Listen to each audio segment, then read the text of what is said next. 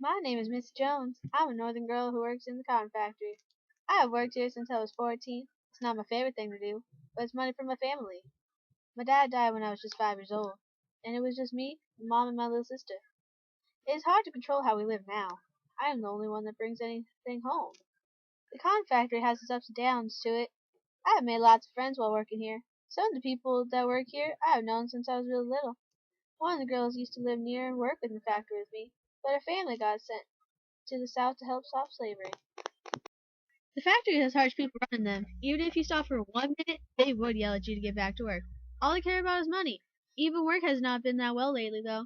There was a drought in Tennessee this year, so all the cotton we got from there has been scarce.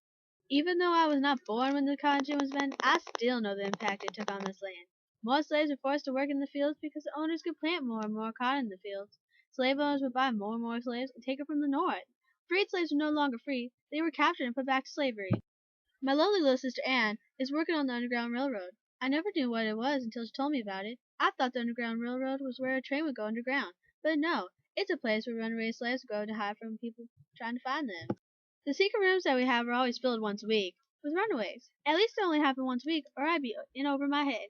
They are very nice and respectful. They clean up after themselves and help me with other stuff too. When they leave, it's always quiet again. She always hated the fact of slavery in the South. She wanted me to join her, but I had to work to keep the family alive. Since she has been a part of the Underground Railroad, we had to move closer to where the other houses were. I woke up and there was a knock on the door. Anne opened the door and there was a boy, about not much younger than me. He handed us a letter. We went to the living room and read the letter. September 1850. 5 new bills passed in the United States. Missouri is now a slave state and Maine is now a free state. Great, new bills in America? We live in Illinois, which is right above Missouri, so we will have more slaves coming by. My sister was happy because she'd be able to help more people. All I could do is pray that it won't happen. I stayed up most of the night wondering why they had to make Missouri a slave state. I looked out my window and saw the lantern was lit to the fullest brightness. I wish I could go back to our old house. That was closer to Michigan. All my friends were there. My old school, that was where my father died also.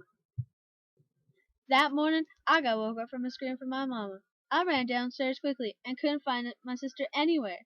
There was a note on the door that said that the slave owners found her trying to help slaves, and they took her away. The handwriting was familiar, so it couldn't be one of the slave owners. It was my friend that lived next door. He must have seen what happened. When I came back, my friend laughed suspiciously and left quickly. I looked in all the secret rooms. They were all full. Am I the only one here? How in the world am I going to handle all this? Too many mouths to feed now. There are to be at least 4 to 5 people in each room. That's about 20 to 25 people to feed tonight. Too many. I had to do this for my sister. Just for my sister. No one else, just her. I did my best. There was a slave hunter walking outside, so the slaves had to stay here for a week. When the first group finally left, I was relieved that I finally had peace and quiet, but not for long. Every time a group would come, they would get bigger and bigger. The little rooms were like a fifth group of people coming. I had to pick up extra work to keep my sister's dream alive. My friends came to help with all the extra hands. It was really nice of them for this, but I don't know how to repay them. Finally, I could not take it anymore. I was done with all the people and done with the extra work I had to get. When I was about to pack up and get out of here, my mom and little sister came walking up the road. I ran outside, grabbed my little sister. I had never been so happy to see her in my life. The next day, she switched to a house that was closer to the end of the Underground Railroad, so we did not need to help that many people. Our house is now a house for people who need a little more time to hide, and not where everybody comes and hides. This has been a rough few months, but I know I will always remember this.